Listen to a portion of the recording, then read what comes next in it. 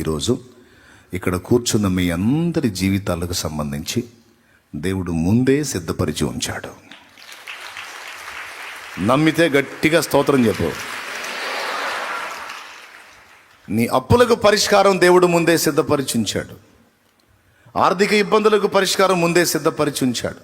ముగింపు వచ్చేసింది ఇక. ఎందుకంటే ఇంతకాలం అనుభవించావు, ఇప్పుడు ఇక ముగింపు ఘట్టంలోకి వచ్చావు. ఈ ఘట్టంలో కృంగిపోవాకు, నిరాశపడవాకు, నిరుత్సాహపడవాకు. ఇంతకాలం సహించి కొంచెం కాలంలో మళ్ళీ బలహీనపడవాకు. ఒక అద్భుతమైన మలుపు దేవుడు తిప్పబోతున్నాడు. ప్రవచనాత్మకంగా పలుకుతున్న ఎవరు ఈ విషయంలో నలుగుతున్నారో వారికి సమాధానం. ఇంతకాలం నిరీక్షించా, ఓర్చుకుని ఇంకొక గడి అన్నట్టు తాళుకో. దేవుడు తిప్పే మలిపెండు నీకు అర్థమైద్ది. ఏం అందిస్తాడో కూడా నువ్వు గుర్తుపడతావు, పొందుకుంటావు. అప్పుడు నువ్వు ఈ రోజుని, ఈ గంటని, ఈ గడియని గుర్తుపెట్టుకో.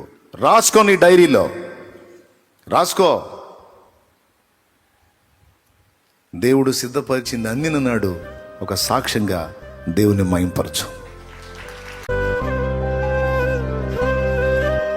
నీకు దేవుడు సిద్ధపరిచినవి, దాచి ఉంచినవి ఒకేసారి నీ చేతికి ఇవ్వడో. ఆ సమయం రావాలి, ఆ మజిలీకి రావాలి, అప్పుడు నీకు అది అందాలి. ఇది దేవుని చట్టం.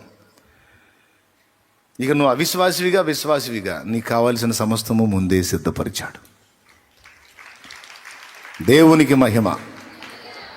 కాకపోతే అన్యులకి మనకి వ్యత్యాసం ఏంటంటే, లోకస్తులకి మనకి వ్యత్యాసం ఏంటంటే, అన్నీ ఉన్నా వారు అందులో ఆనందం పొందలేరు. మనకు తగినంత ఉన్నా ఇందులో మనకి సంతృప్తి, ఆనందం ఉంది.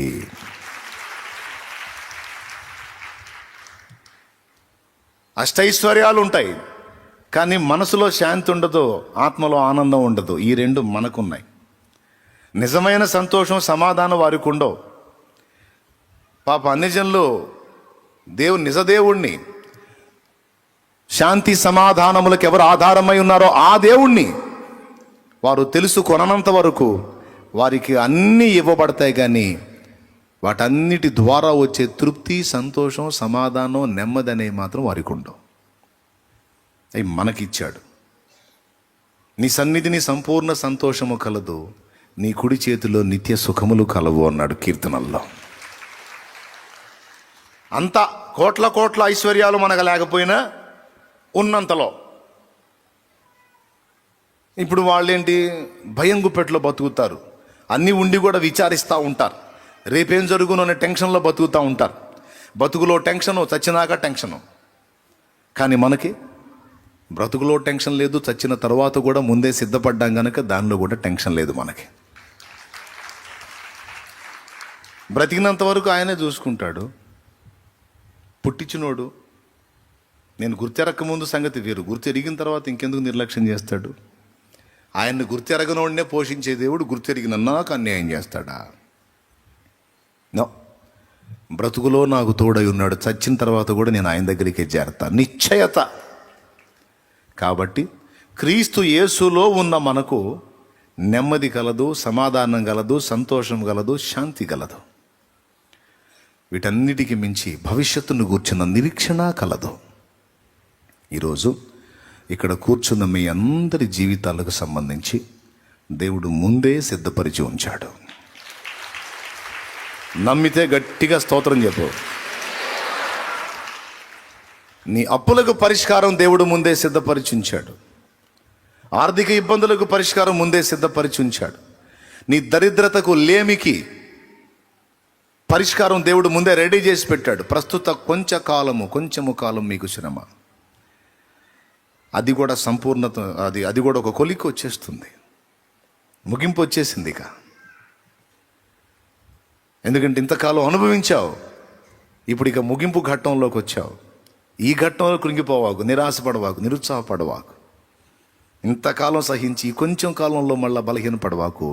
ఒక అద్భుతమైన మలుపు దేవుడు తిప్పబోతున్నాడు.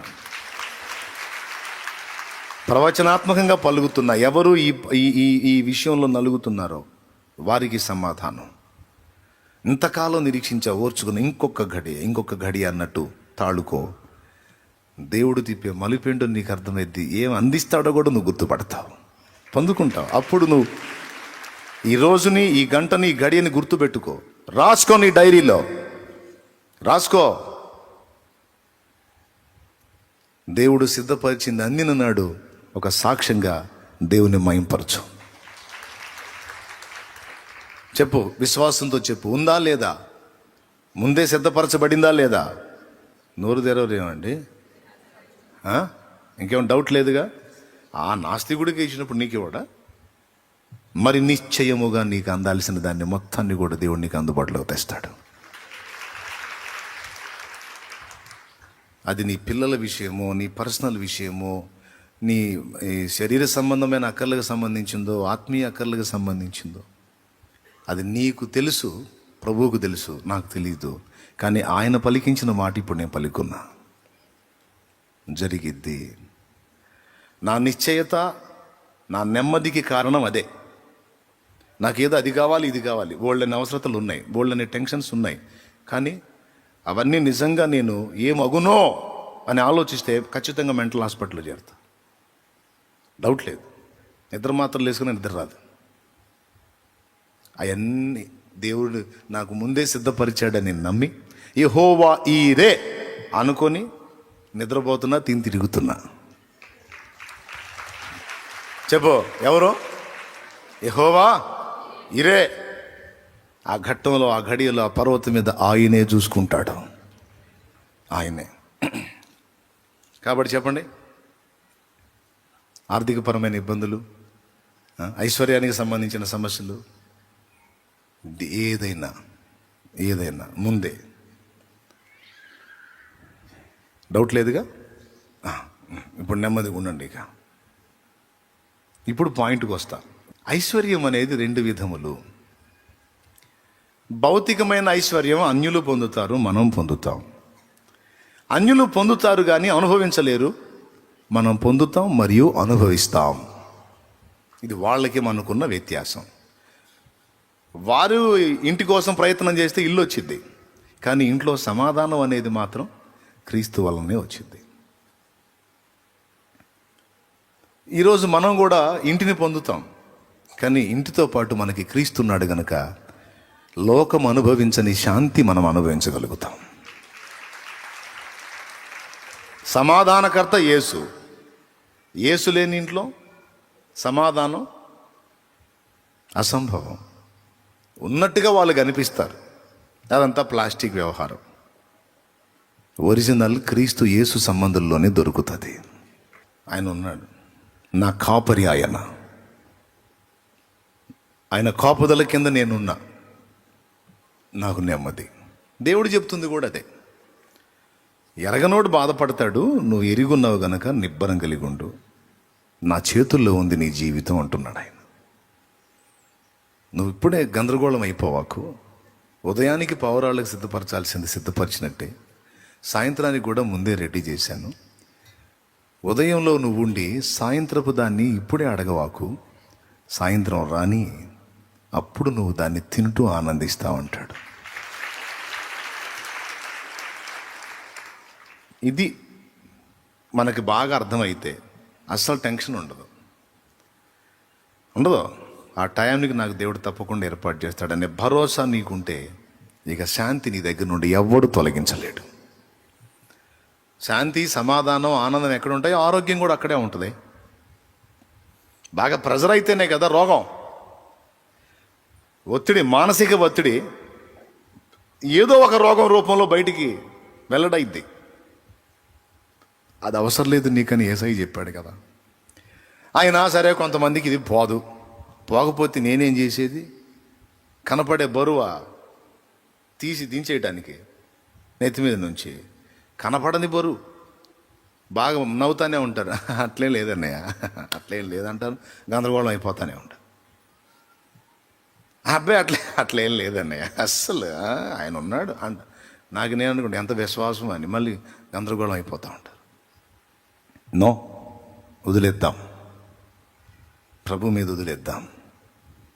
ఆయన అదే చెప్తున్నాడు, నా ఆశీర్వాదం ఐశ్వర్యం ఇస్తుంది, నువ్వు తిప్పలు పడితే అది ఎక్కువ కాదంటున్నాడు ఆయన.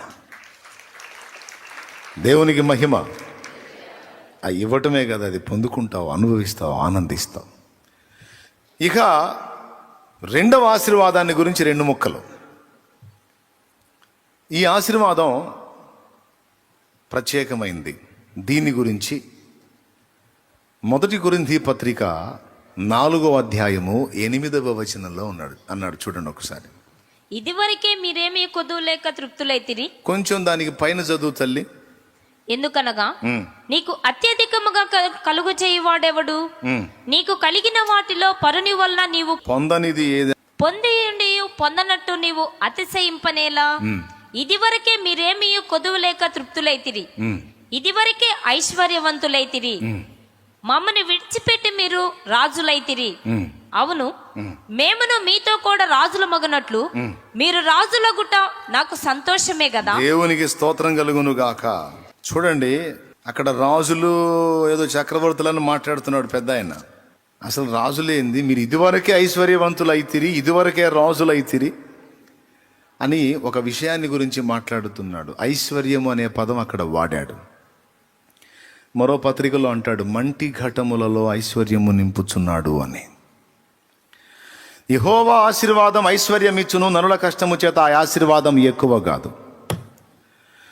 ఇక్కడ ఐశ్వర్యం 2 రకాలని చెప్పాను. లోక సంబంధమైన ఐశ్వర్యం, ఆశీర్వాదం అనే విషయం మాట్లాడాం. ఆ ఐశ్వర్యానికి సంబంధించి నాస్తికుడు ఆస్తికుడు అందరికీ దేవుడు ఇస్తున్నాడు, అది వేరు. ఇక్కడ ఈ ఐశ్వర్యం ఏమిటి అంటే, ఇది ఆధ్యాత్మిక ఐశ్వర్యం. లోక సంబంధంగా మనం దరిద్రులమై ఉండొచ్చేమో కానీ ఈ ఆధ్యాత్మిక ఐశ్వర్యం విషయంలో మనం ఎప్పుడూ నిరుపేదలంగా ఉండకూడదు. ఓ పాట ఉంది, నా పూర్వస్థితి నాకు కలిగించరావా, కరుణించి మరలా బ్రతికించరావా అనే పాట ఓ దైవజనుడు పాడాడు. అందులో ఒక చరణం, నీ సన్నిధి భాగ్యము కోల్పోతి నాయాత్మలోనే నిరుపేదనైతి.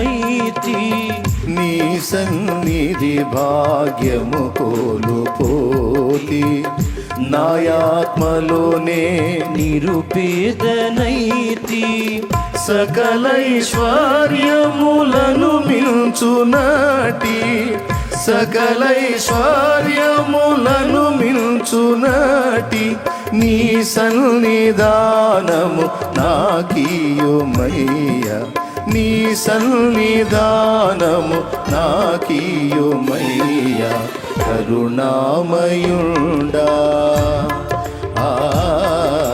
నా పూర్వస్థితి నాకు కలిగించరావా, కరుణించి మరల బ్రతికించరావా, కరుణామయుండా. నా పూర్వస్థితి నాకు కలిగించరావా, కరుణించి మరల బ్రతికించరావా, కరుణామయుండా. దేవునికి మహిమ. భౌతిక విషయంలో ఒకడు ఆర్థికంగా దరిద్రుడై ఉండవచ్చు, సమృద్ధి లేనివాడై ఉండవచ్చు.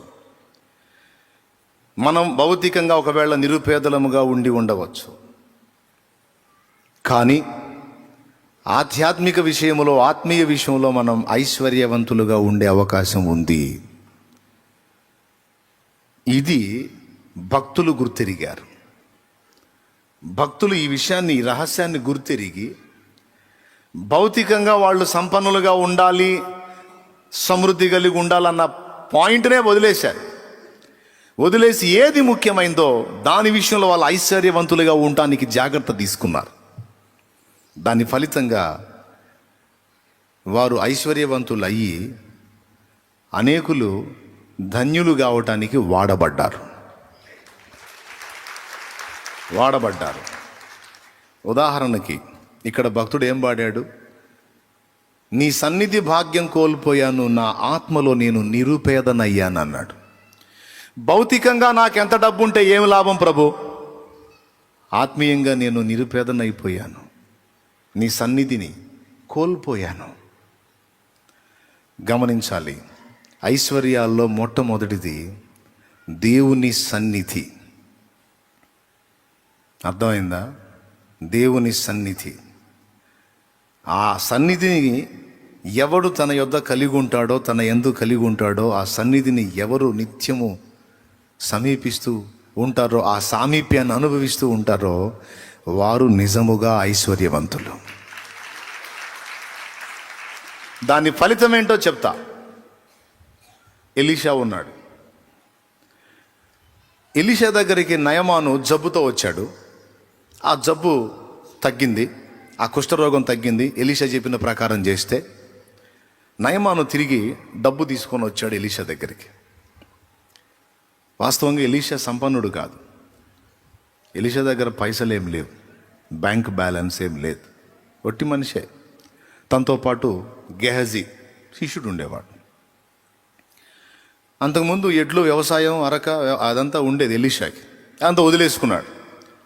ఏలియా ద్వారా దేవుడు ఎప్పుడైతే పిలుపునిచ్చాడో ఆ పిలుపుకు లోబడి చేసే పనిని, పొలాన్ని, ఆ సంపదని, సమస్తాన్ని కూడా వదిలేసి దేవుని యందు ఐశ్వర్యవంతుడు కాగోరి తన భౌతికమైన వాటి విషయంలో ఏవి లక్ష్య పెట్టకుండా అన్నిటిని విసర్జించి ఏలియాని అనుసరించాడు. నయమాను వచ్చి సొమ్ము ఎందుకు తెచ్చాడో తెలుసా? ఆల్రెడీ ఎలీషా సంపన్నుడై ఉంటే ఈ సొమ్ము ఏం చేసుకుంటాడు? ప్రవక్త అంటే ఒక దగ్గర ఉండడు, తనకంటూ ఏమీ చూసుకోడు, కొంచెం పేదరికంలో ఉంటాడు. కాబట్టి నేను ఈ బహుమానం తీసుకెళ్తే ఆయనకు ఉపయోగపడిద్ది అని ఆయన సంపద తెచ్చాడు, చాలా తెచ్చాడు. కానీ ఎలీషా ఒక్కటైనా ముట్టల. సరే తీసేయి. దానియేలు గ్రంథంలో మనం చూస్తే, దానియేలు గ్రంథం 5వ అధ్యాయంలో బెల్షస్సర్కి ఒక దర్శనం, అదే ఒక చేవ్రాత కనపడింది. మీకు అందరికీ తెలిసిన మ్యాటరే. మీరు చూడగలిగితే దానియేలు గ్రంథం 5వ అధ్యాయం. రాజు అన్నాడు, ఆ వ్రాత చదివితే నేను నీకు ఇలా చేస్తానని 5వ అధ్యాయము 16వ వచనం నుంచి చదువు. అంతర్భావములను బయలుపరచుటకును కఠినమైన ప్రశ్నలకు ఉత్తరం ఇచ్చుటకును నీవు సమర్థుడవని నిన్ను గూర్చి వినియున్నాను గనుక ఈ వ్రాతను చదువుటకును దాని భావమును తెలియజెప్పుటకును నీకు శక్యమైన ఎడల నీవు ఊదా రంగు వస్త్రములు కట్టుకొని మెడను సువర్ణ కంఠభూషణమును ధరించుకొని. ఊదా రంగు వస్త్రము రాజులు ధరించేది. ఒక రాజ వస్త్రం నీకు కట్టి సువర్ణ కంఠభూషణము ధరించుకొని రాజ్యంలో మూడవ అధిపతివిగా ఏలుదువు. అందుకు దానియేలు ఇట్లనెను, నీ దానములు నీ యొద్ద నుంచుకొనుము. అద్దుకో. ఎవరితో ఈ మాట అంటున్నాడు? రాజుతో. నీ దానములు నీ యొద్ద ఉంచుకొనుము, నీ బహుమానములు ఎవరికైనాను నిమ్ము. అద్దుకో. నీ బహుమానములు మరి ఎవరికైనాను ఇమ్ము. అయితే నేను ఈ వ్రాతను చదివి దాని భావమును రాజునకు తెలియజెప్పెదను. దేవునికి మహిమ కలుగును గాక. నాకు అర్థం కాదు, పిలిచి నీకు ఐశ్వర్యం ఇస్తానంటుంటే, పిలిచి నీకు పదవిని ఇస్తానంటుంటే, పిలిచి నీకు సంపదను ఇస్తానంటుంటే ఏమంటున్నాడు? నీ దానము ఎవనికైనా ఇమ్ము, నీ బహుమానములు వేరొకనికి ఇమ్ము. ఎలీషా కూడా అంతే అంటాడు, నా అక్కర్లేదు పోయా.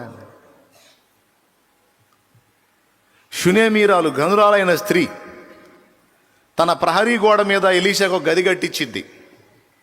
ఎక్కడ? కాంపౌండ్ వాళ్ళ మీద.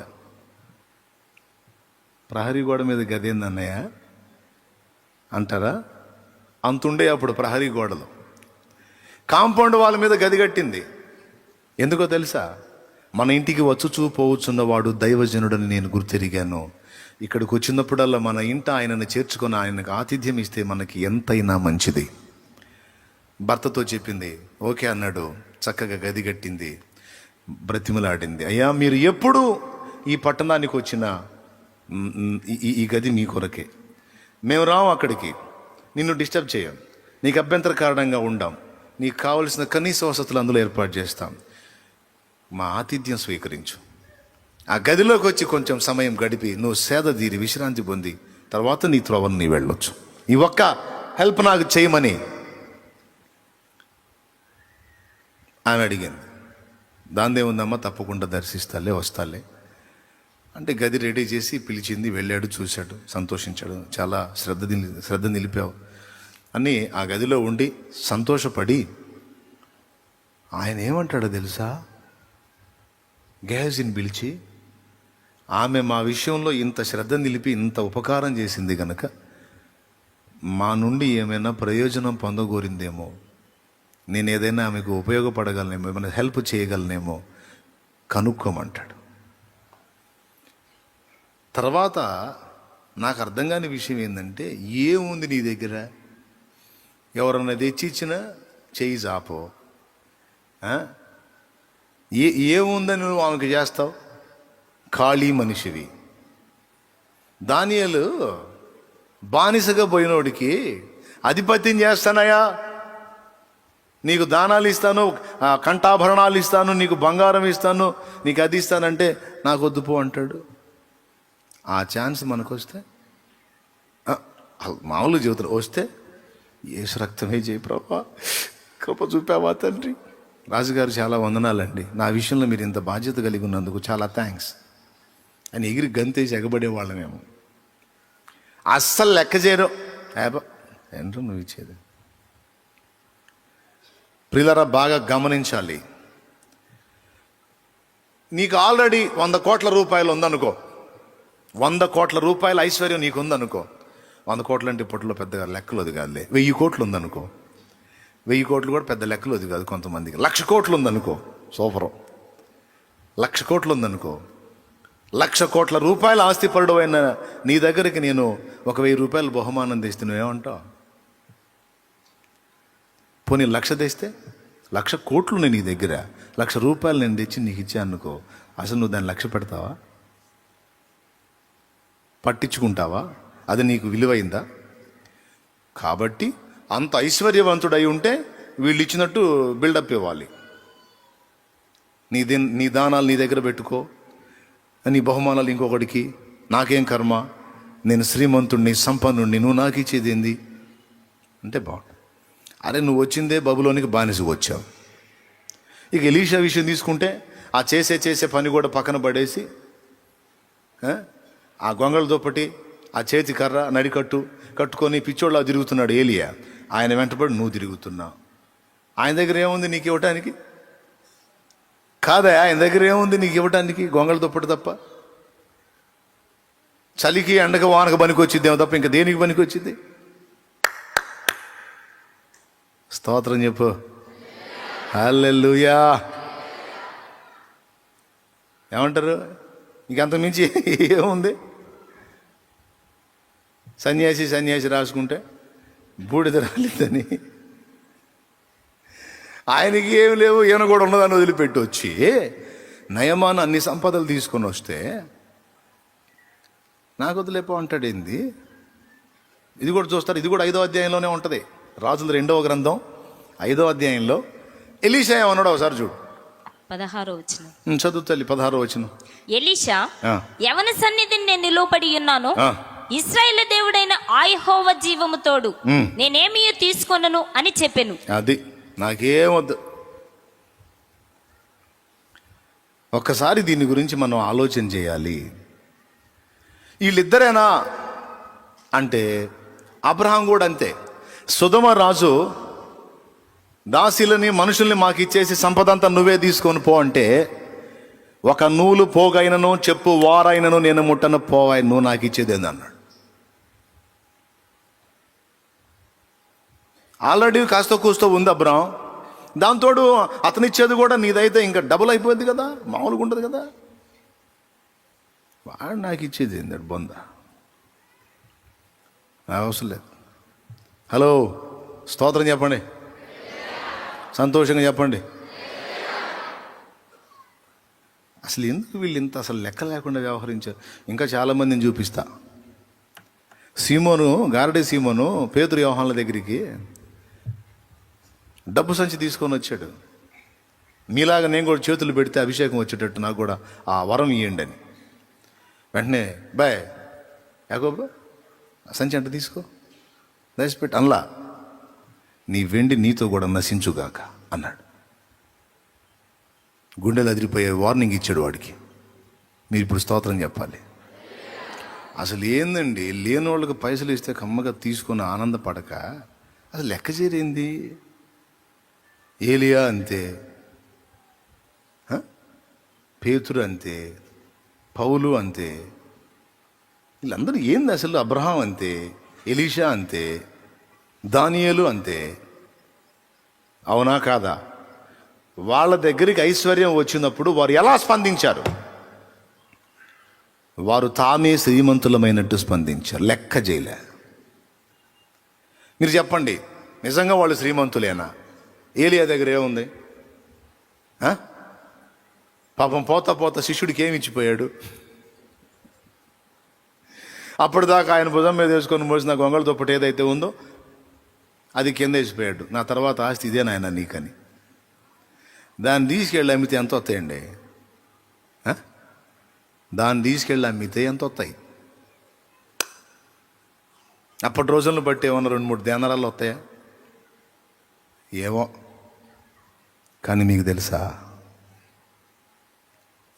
కోట్ల రూపాయలు ఖర్చు పెట్టి కూడా చేయలేని పని ఆ గొంగళి దుప్పటితో ఎలీషా చేశాడు. యోర్దాను ఒడ్డున నిలిచి ఏలియా దేవుడు ఎక్కడాను ఒక దెబ్బ కొడితే 2 పాయలైపోయి దారిచ్చింది యోర్దాను. ఏం పెట్టి చేస్తారో చేయించండి. అట్లా టచ్ చేయగానే ఒక నది 2 పాయలైపోవాలి. చెయ్యి. గ్రాఫిక్ సినిమాలు చూపించడం కాదు, నాకు రియల్గా కావాలి.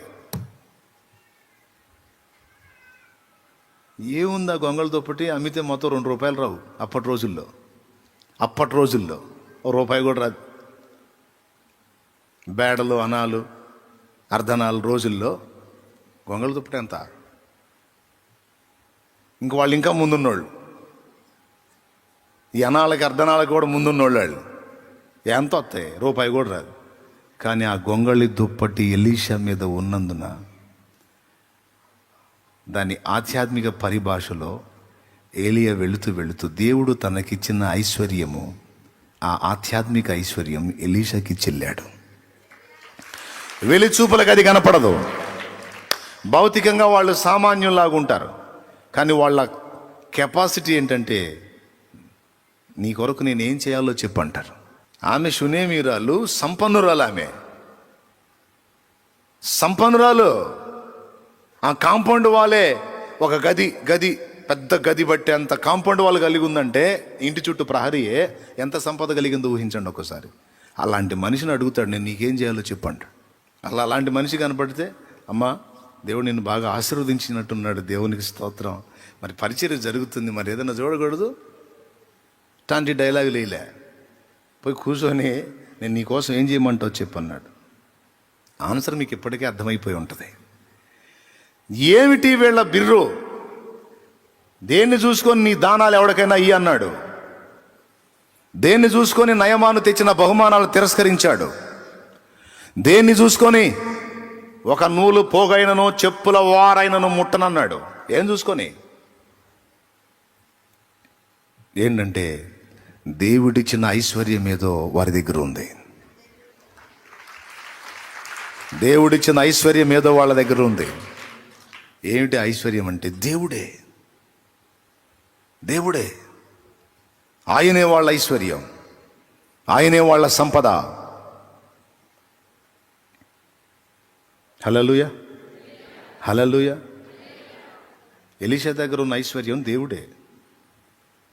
అందుకే సంపద కలిగిన వ్యక్తులను సైతం నేను నీకేం చేయాలో చెప్పు అన్నాడు. దానియేలు దగ్గర ఉన్న ఐశ్వర్యం దేవుడే. అందుకే నీ దానాలు నాకెందుకు పో అన్నాడు. అబ్రహాం దగ్గర ఉన్న ఐశ్వర్యం దేవుడే.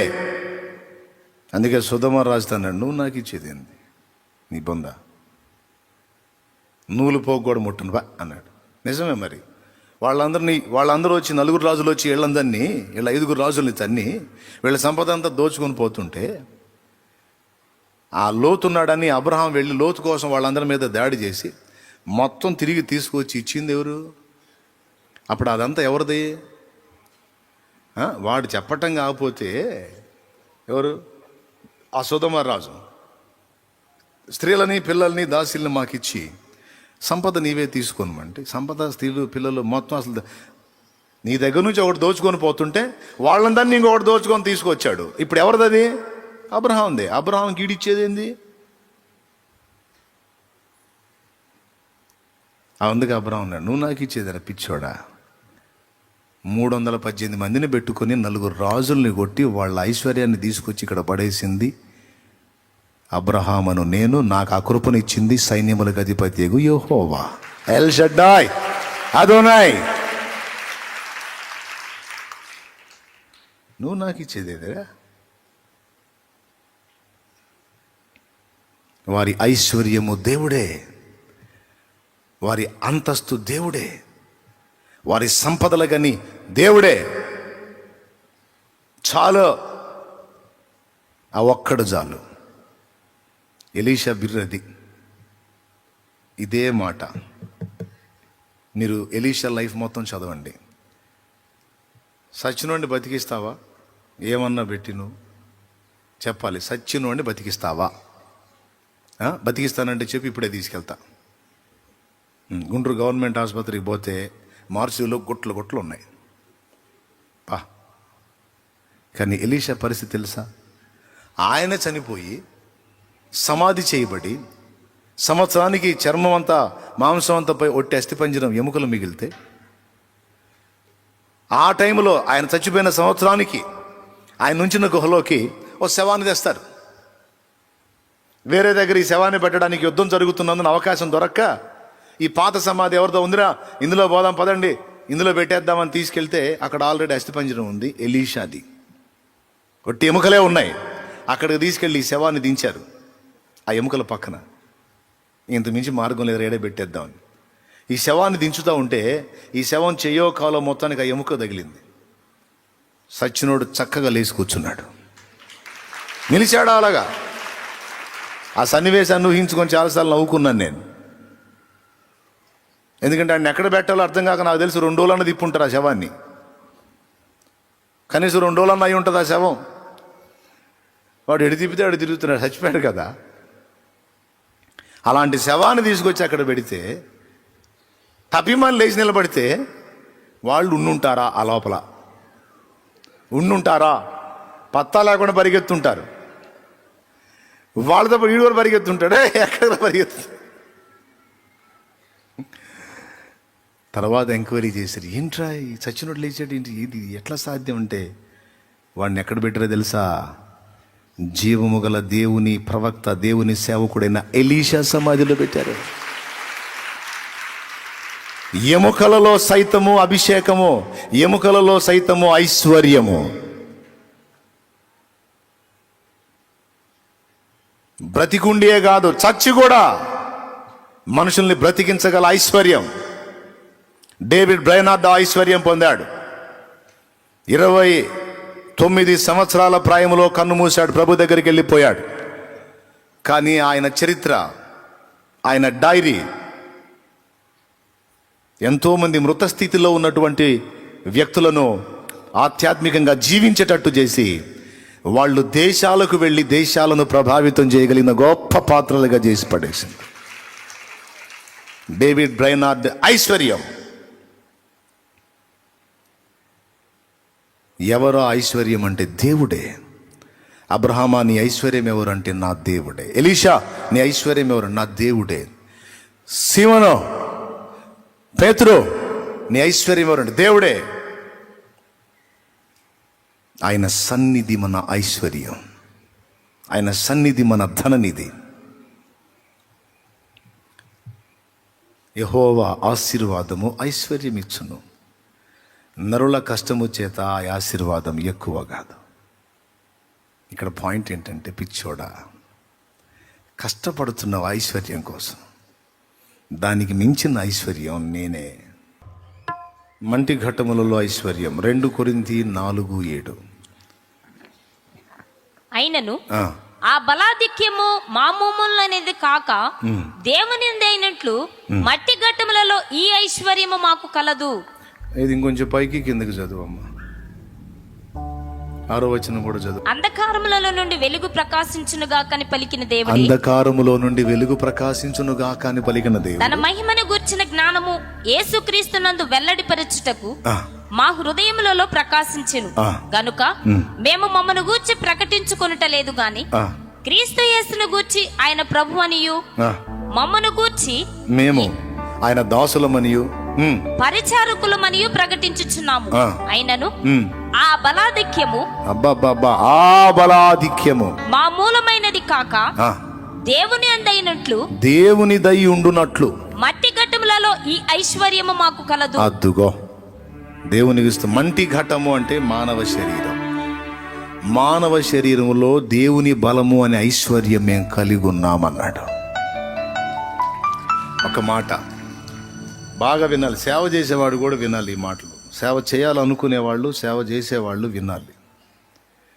మంటి ఘట్టములలో దేవుని బలమను ఐశ్వర్యం. పౌలుని చూస్తే సరైన బట్టం ఉండదండి. పౌలుకి సరైన పర్సనాలిటీ కూడా ఉండదు. సన్నగా బలహీనుడై ఉపవాసాలు ఉంటా బాగా వీక్ అయి ఉంటాడు. పాపం ఆస్తులు ఏం లేవు. ఆ దబ్బణం ఉంటుంది, డేరాలు కుట్టే దబ్బణం. ఆ దబ్బణం అను దారం, అదే పాపం ఆయన దగ్గర. అవి వేసుకొని తిరుగుతూ ఉంటాడు. బాగానండి. అవి వేసుకొని తిరిగి ఎక్కడన్నా పని ఉంటే డేరాలు కుడుతూ ఉంటాడు. కుట్టి ఆ డేరా అయిపోయిన తర్వాత వాళ్ళు ఏదన్నా ఆహారానికి ఇస్తే తెచ్చుకొని తిని బతుకుతుంటాడు. ఇది పౌలు జీవిత విధానం. పోల్చుకోవడానికి గొప్ప ఆహార్యం లేదు, ఖరీదైన వస్త్రాలు లేవు, స్థిరమైన నివాసం లేదు. చివరి వరకు అద్దె ఇంట ఉన్నాడు. నిలవరమైన నివాసం లేదు. ఒక రకంగా చెప్పాలంటే ఇప్పట్లో పౌలు కానీ ఒకవేళ మన మధ్యలోకి వస్తే అసలు అతను కూటమైనాక మీరు ప్రార్థన చేయించుకోరు ఆయన చేత. అసలు పాస్టర్ అని లెక్క కూడా చేయరు. అసలు ఆయనకి ఖరీదైన కారు ఉండదు, ఖరీదైన బంగ్లా లేదు, ఖరీదైన సూటు బూటు లేదు. సామాన్యుడు. అంటే దైవజనుడికి ఇవన్నీ ఉండటం తప్పని నేను అనట్లా. దేవునికి స్తోత్రం. దేవుని బిడ్డలు ప్రేమతో దైవజనుడికి సహకరిస్తే వాటిని తిరస్కరించకూడదు. వాడి దేవుని పని చేయొచ్చు, తప్పు కాదు. కానీ పౌలు పరిస్థితి మనం కానీ గమనిస్తే వెలిచూపులకి అతడు అంత ఆరోగ్యవంతుడైనట్టు కనపడడు, రోగిలా కనపడతాడు. సరైన ఆహార్యము కాదు, సరైన వస్త్రము లేదు, నివలవరం నివాసం కూడా లేదు. ఏమన్నా కలిగి ఉన్నాడు అంటే ఆ సూది ఆ దబ్బనోను దారం తప్ప ఏం లేవు. ఇది కానీ అతన్ని మీరు ఐశ్వర్యవంతుడు అంటారా? ఒకసారి చెప్పండి, మీకు దండం పెడతాను. అతను మీరు సంపన్నుడు అంటారా? అతను ఇలా తుడుచుకొని వస్త్రాన్ని తీసుకెళ్ళి రోగి మీద వేస్తే వాళ్ళు వేసి కూర్చుంటాడు. వాళ్ళు వేసి కూర్చుంటాడు. ఏం లేదు, ఆయన ఇలాగ అనుకొని ఇలా, ఇదేంటిది, ఏంటిది ఇది,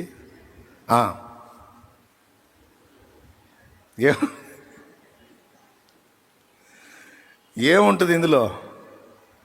అది తీసుకెళ్ళి వేస్తే, టచ్ చేస్తే మరణ పడకలో ఉన్నాడు కూడా లేచి కూర్చుంటాడు. చెప్పండి, పౌలు ఐశ్వర్యవంతుడా దరిద్రుడా? లోకం దృష్టికి చాలా దీనస్థితిలో కనపడుతున్న ఐశ్వర్యవంతుడు. ఏమిటి పౌలు ఐశ్వర్యం అంటే? దేవుడే నడికట్టు తీసుకెళ్ళేస్తే పేషెంట్ మీద లేస్తాడు. పేతురు అయితే డైరెక్ట్గానే చెప్పాడు. శృంగారం అను దేవాలయం దగ్గర పుట్టినది మొదలుకొని కుంటివాడైన మనుషుడు పేతురు యోహాన్లు ప్రార్థనా స్థలానికి ఎక్కి వెళ్ళుచుండగా భిక్షమడుగుటకు వారిపైన లక్ష్యం ఉంచాడు. దేవునికి మహిమ కలుగును గాక. హల్లెలూయా. అప్పుడు పేతురు ఏమన్నాడు? వెండి బంగారంలో నా యొద్ద లేవు అన్నప్పుడు వాడికి ఏం కలిగింది? కూర్చొని అడిగేవాడికి నిరాశ. కానీ వెండి బంగారములు కూడా నీకు చేయలేని పని నేను చేస్తా, నజరేయుడగు యేసు నామములో లే అన్నాడు. పుట్టినది మొదలుకొని కాళ్ళు చచ్చుబడి పనిచేయనటువంటి వాడు దిగ్గున లేచి గంతులు వేస్తూ అరుస్తూ దేవుని మయంపరిచాడు. పేతురే చెప్పాడు, నా దగ్గర ఏదన్నా మీరు పైసలు ఆశిస్తే ఏమీ లేదు, వెండి బంగారాలు నా దగ్గర లేవు. నేను చేపలు పట్టేటప్పుడైతే ఏదన్నా నాణ్యాలు ఉండే నా దగ్గర, చేపలు బట్టి అమ్ముతూ ఉండేవాడిని, పావుల బట్టి ఉండే నా దగ్గర. ఇప్పుడు అవి కూడా ఆ వ్యాపారం కూడా లేదు, చేపల వ్యాపారం కూడా లేదు, ఎటు పక్క నుంచి రూపాయి వచ్చే మార్గం లేదు. ఇక నాకున్న ఐశ్వర్యం నేను కలిగి ఉన్న యేసు నామమున లే అన్నాడు. ఇంకా నేను కలిగి ఉన్న ఐశ్వర్యం అంటూ నాదంటూ సంపద ఏదన్నా ఉందంటే నా యేసయ్యే. ఆయన నామంలో లే అంటే ధనవంతులు కోట్లు ఇచ్చినా కాని కార్యం ఒక దీన సేవకుడైనటువంటి సీమోను పేతురు ద్వారా జరిగింది. ఇది ఐశ్వర్యం. భూ సంబంధమైన ఐశ్వర్యవంతులు మొన్న కరోనా దెబ్బలో చాలామంది జారిపోయారు. అసలు వాళ్ళు మామూలుగా లోకానుసారంగా కరోనా లేకుండా చనిపోతే అమ్మో వాళ్ళని రథంలో పెట్టి భూస్థాపన చేసేవాళ్ళు. గొప్ప గొప్ప బండ్లు కట్టి సిద్ధపరిచి తీసుకెళ్ళి భూస్థాపన చేసేవాళ్ళు. కనీసం సొంత వాళ్ళు కూడా వెళ్ళి చూడటానికి వీలు లేకుండా ఒక బ్యాగ్లో ప్యాక్ చేసి తీసుకెళ్ళి కొన్ని శవాలను కలిపి ఒకటే పెద్ద గుంట తీసి సామూహిక ఖననం. దారుణం. భూ సంబంధమైన ఐశ్వర్యం, సంపదలు కొంతవరకే. ఆధ్యాత్మిక సంపద అయిన క్రీస్తు. అట్లయితే కొంతమంది సేవకులు కూడా కన్నుమూశారు కంటే తెగులుకు నిర్ణయించబడ్డ వారిని ఆ రూపేణ దేవుడు తీసుకున్నాడు. వారు ఉన్నంత వరకు ఎంతోమందికి ఆధ్యాత్మిక ఐశ్వర్యాన్ని పంచారు దైవజనులు. వాక్యం నిరర్థకం కానేరదు కదా.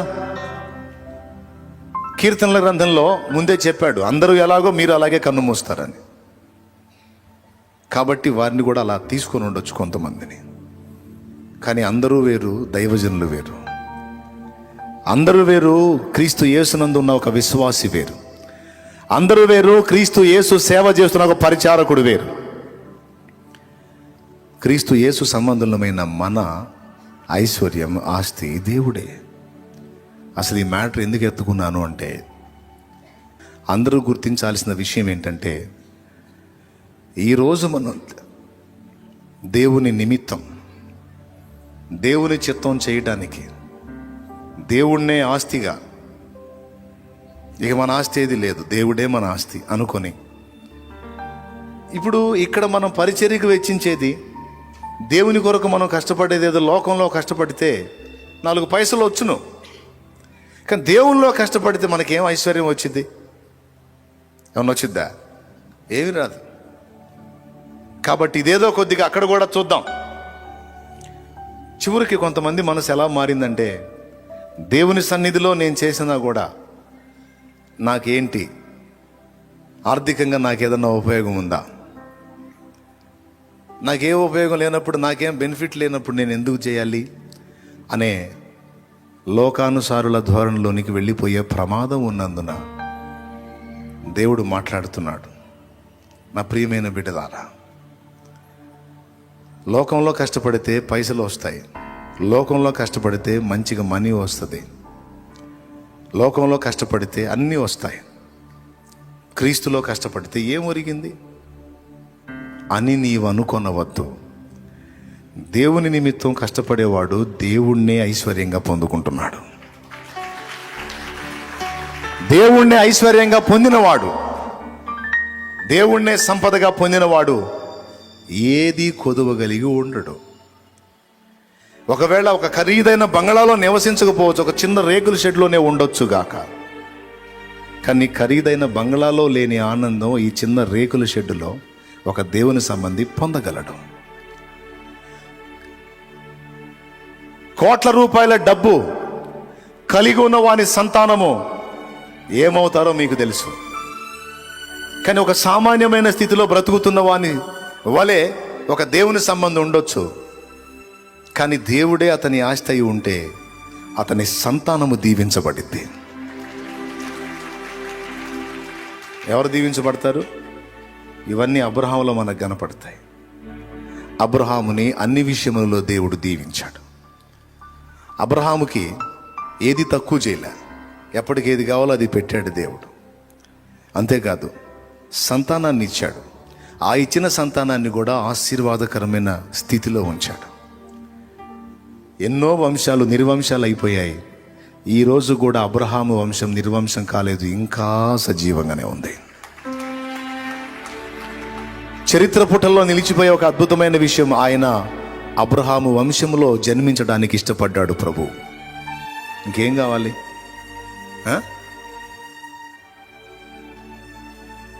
దేవుడు నాకు చాలు, నాకు కావాలి, నా అవసరత ఉంది అంటే నేను దేవుని కోసం కష్టపడుతున్నాను కనుక దేవుడు నాకు అన్యాయం చేయడు. నాకు ఎప్పుడు ఏది కావాలో అది ఆయనే తెప్పిస్తాడు. నాకు ఎప్పుడు ఏది కావాలో అది ఆయనే ఇస్తాడు. ప్రభు నాకు అన్యాయం చేయడు.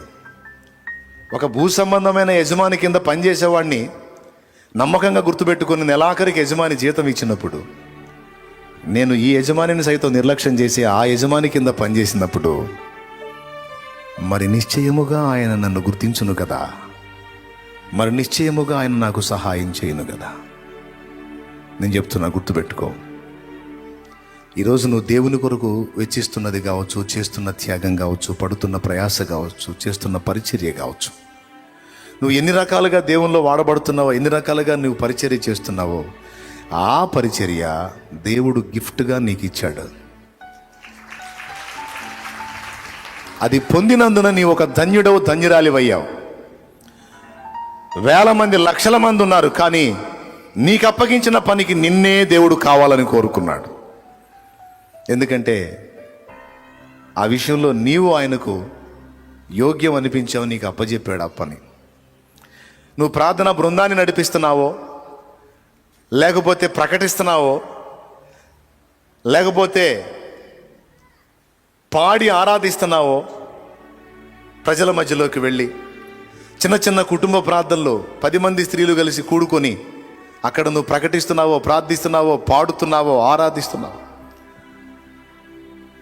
నీ పని, నీ సంపాదనను కూడా నిర్లక్ష్యం చేసి ఆత్మల సంపాదన కొరకు వెళ్ళి ప్రకటిస్తున్నావో, సువార్త పుస్తకాలు పంచుతున్నావో, లేకపోతే మందిరంలో ఉండి ఆదివారపు ఆరాధనలకు సంబంధించినటువంటి పరిచర్యలన్నీ నువ్వు చేస్తున్నావో, నేను చెప్తున్నా, దేవుని నామము కొరకు, ఆయన మహిమ కొరకు, ఆత్మల రక్షణ కొరకు, ప్రభు చిత్తం నెరవేర్చడం కోసం నువ్వు చేసే ఈ పని, పరిచర్య నీ ఒక్క వ్యక్తితో ఆగిపోదు.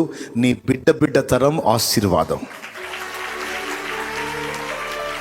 నీ బిడ్డ తరం దీవెన. హలో, స్తోత్రం చెప్పు, గట్టిగా చెప్పు. ఆధ్యాత్మిక సంపదల గని యేసు, ఆయనను ప్రేమించావు, ఆయన చాలు అనుకున్నావు, ఆయన కోసం అని కష్టపడుతున్నావు.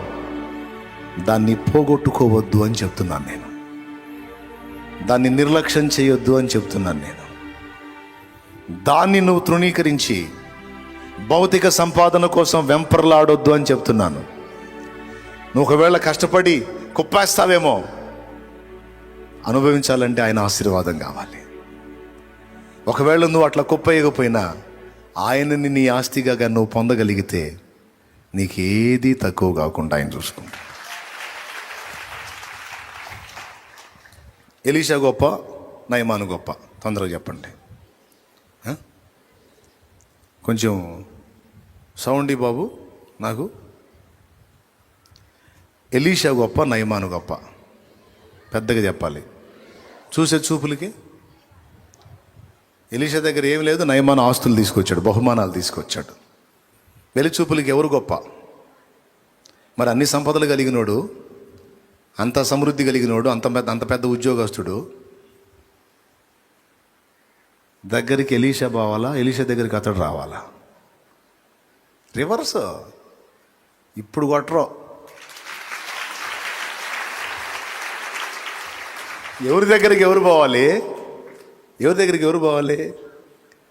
గొప్ప అధికారి ఆయన, సంపదలు కలిగినోడు ఆయన, ఏమి లేనోడు ఎలీషా. పోతే ఈయన పోయి దర్శించాలి ఆయన్ని. చిత్రం, ఈయనవాడు అంతటి వాడు కూడా ఆయన దగ్గరికి రావాల్సిందే. అది ఎలీషా అంటే. ఎందుకని? అతనికి అన్నీ ఉన్నా, జాబ్ ఉంది, పైసలు ఉన్నాయి, దాసదాసి జనాంగం ఉంది, మంచి హోదా ఉంది, రాజ్యంలో మంచి పొజిషన్ ఉంది. ఎన్నున్నా ఒకటి లేదు. ఆ ఒకటి లేనిది ఏదో ఎలీషా దగ్గర దొరికిద్ది. టచ్ కూడా చేయలే, మళ్ళా ఖర్చీపు కూడా వేయలే ఆయన మీద. కనీసం గదిలోంచి బయటికి కూడా రాలా, లోపలే ఉన్నాడు. పోయి చెప్పాడు, ఆయన ఎవరో వచ్చాడండి, మంది మార్బలం సిబ్బందిని వేసుకొని వచ్చాడు, ఏదో పైసలు కూడా గట్టిగానే తెచ్చినట్టున్నాడు, ఏదో వెండి బంగారాలు బాగానే తెచ్చాడు సార్, మీకోసమే వచ్చినట్టున్నాడు, పెద్ద ఆఫీసర్ అనుకుంటాను సార్, సిరియా నుంచి వచ్చాడు సార్. ఎలీషా, అవునా, ఎందుకు వచ్చాడు తెలుసులే కానీ ఆ యోర్దాన్లో 7 సార్లు మునిగి పొమ్మను, బాగుపడతాడు, పొమ్మను పో అన్నాడు. నాకు తెలిసి పోయినోడు అడుగుంటాడు, సార్ మీకోసం చూస్తున్నాడు.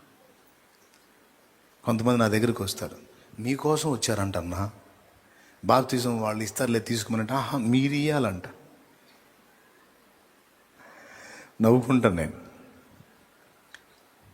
నాకు తెలిసి ఎలీషా కూడా అట్నే చెప్పుండొచ్చు, సార్ మామూలుగా రాలేదు సార్, ఏదో పెద్ద ఆఫీసర్ లాగా ఉన్నాడు, హడావుడికి వచ్చాడు సార్. చెప్పింది చేయవా పో, పెద్ద ఆఫీసర్లే చిన్న ఆఫీసర్లే పో, సోదిపో, చెప్పిన పని చేస్తే చేయమని, లేకపోతే సర్దుకోమనపా. ఏం మిడిమేళం, ఏమి నడమంత్రం, ఇదేం పెడద్దరం. అది ఇంటి ముందుకు వచ్చిన మనిషిని కనీసం గౌరవించాలా లేదా? ఏంలే, ఎందుకు వచ్చాడో నాకు తెలుసు, చెప్పిన పని చేయమని. మండిపోయా. ఎవరికి? నయమానుకి. బుస్సుమని వెనక్కి తిరిగాడు. పనోడు చెప్పాడు, నువ్వు అధికారి అయితే ఏవో కానీ పేషెంట్ అని మర్చిపోవాకు, ఓవర్ యాక్షన్ చేయవాకు, నువ్వు నీకు ఉంటే ఉండొచ్చు, అవన్నీ ఇక్కడ జల్లవు. ఎందుకంటే ఆయన ఉండే నివాసం నీకు చీపుగా ఉండొచ్చు, ఆయన దగ్గర ఉన్న వాతావరణం నీకు తేలిగ్గా ఉండొచ్చు, కానీ అతని దగ్గర సృష్టికర్త కూర్చొని ఉన్నాడు. సృష్టికర్త కూర్చొని ఉన్నాడు. ఏం చెప్పాడు? యోర్దాన్లో 7 సార్లు మునగమన్నాడు, మునిగి శుద్ధుడు గమ్మన్నాడు. మా ఊర్లో నదులు లేవా, మా ఊర్లో వాగులు లేవా, మా ఊర్లో కాలువలు లేవా? మరి మీ ఊర్లో అన్నీ ఉంటే ఎక్కడికి ఎందుకు వచ్చా? మీ ఊర్లో కూడా రోగాలు తగ్గించేవాళ్ళు ఉన్నారుగా, పోకూడదు. ఎవడి వల్ల కాకనే ఇక్కడికి వచ్చా? భయభూషణుడు ఏది చేస్తే అది నోరు మూసుకొని చేయాలి. నువ్వు మళ్ళీ ఇంకా నీ సొంత పెత్తనాలు ఏంది? అంతేనంటావా? మరి అంతకాకేముంది, సరే పోతాలే, తిప్పరా రథం. ఎక్కడికి సార్? యోర్దానికి బా. పోయి యోర్దాన్లో ఎరా దిగుతున్నా, దిగు సార్. 1 2 3 4 5 6 ఎరా. ఇంకొకటి ఉంది, 7 మునిగి లేచాడు. అన్ని సంవత్సరాలు అతన్ని పీడించిన కుష్ఠరోగం ఆ క్షణంలో ఇక లేదు. అది మంటి ఘటములో ఐశ్వర్యాన్ని కలిగి ఉన్న దైవజనుడు ఎలీషా. లోకం మెచ్చి, లోకం గొప్పగా అనుకునే సిరి సంపదలు, గెటప్, ఆహార్యాలు, హడావుళ్ళు, ఐశ్వర్యాలు ఏమీ కనబడింది ఒక సామాన్యమైన వ్యక్తి. కానీ దేవుణ్ణి తన యందు కలిగి ఉన్నాడు, తన యొద్ద కలిగి ఉన్నాడు. చెప్పండి, ఎవరెవరి దగ్గరికి వెళ్ళాలి, ఎవరెవరి దగ్గర యాచించాలి? నిన్ను అలా చేస్తాడు దేవుడు. ఈరోజు సంపన్నులు నేను దరిద్ర స్థితిలో ఉన్నాను, వాళ్ళు పైకి వెళ్ళిపోయారు, వీళ్ళు పైకి వెళ్ళిపోయారు, నేను దరిద్ర కొట్టు స్థితిలో ఉన్నాను. అరే, వాళ్ళు కలిగి లేనిది నువ్వు కలిగి ఉన్నది ఒకటి ఉంది, అది దేవుడే. దేవుడే. ఆయన నీ దగ్గర నువ్వు కలిగి ఉంటే, ఆయనతో నువ్వు ఉంటే, ఎవడైనా నీ దగ్గర రావాల్సిందే కానీ నిన్ను వెళ్ళి దేహి అననీయుడు. గుర్తుపెట్టుకో. పద్దాకలు పిచ్చి పిచ్చి ఆలోచన చేయవాలి. చెప్పు, ఎవరుంటే? ఆయన నీ దగ్గర ఉంటే నువ్వు మొనగాడు అనుకున్నాడు కూడా ఏదో ఒకనాడు నీ దగ్గరకు వచ్చి చేయి చాపాల్సిందే. నిన్ను పోయి ఎవరి దగ్గర భిక్షం ఎత్తనివ్వడు ఆయన. ఎత్తనివ్వడో. నువ్వు దేనికోసం తిప్పలు పడుతున్నా? యెహోవా ఆశీర్వాదం యేసయ్య దేవుడే. ఐశ్వర్యం ఆయన ఇచ్చే ఐశ్వర్యం సంపదలు కానీ దేవుడే. ఆ ఒక్కడిని నీ యందు నువ్వు కలిగి ఉంటే నీకేది తక్కువ లేదు. ఇక నువ్వు కష్టపడుతున్నావు ఏదో సంపాదించాలని. వేకుని లేచి చాలా రాత్రి అయిన తర్వాత పండుకొనుచు చేతుల కష్టార్జితమైన ఆహారం తినుచు నుండుట వ్యర్థమే. ఆ తర్వాత చూడు, తన ప్రియులు నిద్రించుచుండగా ఆయన వారికి ఇస్తున్నాడు అన్నాడు. కాబట్టి ఈ రహస్యాన్ని గుర్తుపట్టారు కనుకనే వారు అన్నిటికంటే అందరికంటే దేవునికి ఎక్కువ ప్రయారిటీ ఇచ్చి ఆయన ఒక్కడుంటే చాలు, ఇక ఏదైనా నాకు ఎదురు లేదని గట్టిగా దేవుణ్ణి హత్తుకున్నారు, పెనవేసుకున్నారు. దేవునితో తమ హృదయాన్ని పెనవేసుకున్నారు. అందుకే నేను ఇందాక చెప్పిన వ్యక్తులంతా ఘనులయ్యారు. వెండి బంగారాలు నా దగ్గర లేవన్న సీమోను పేతురు రోడ్డు మీద నడుచుకుంటూ వెళ్తుంటే ఆయన నీడబడాలని, ఆయన నీడ కోసం జనాలు క్యూ కట్టేవాళ్ళు. ఆయన పట్టించుకునేవాడు కాదు, ఆయన వెళ్తూ ఉండేవాడు. ఆ నీడబడి వీళ్ళు బాగుపడేవాళ్ళు. ఏమి ఐశ్వర్యం రా నాయన అది! ఎవరి దగ్గర దొరికింది అది? చెప్పు. భూ సంబంధమైన కుప్పలు తెప్పలు పైసలు కావాలా? ఘనత కావాలా? డాబు దర్పాలు కావాలా? వెండి బంగారాలు కావాలా? యేసయ్య కావాలా? చెప్పా.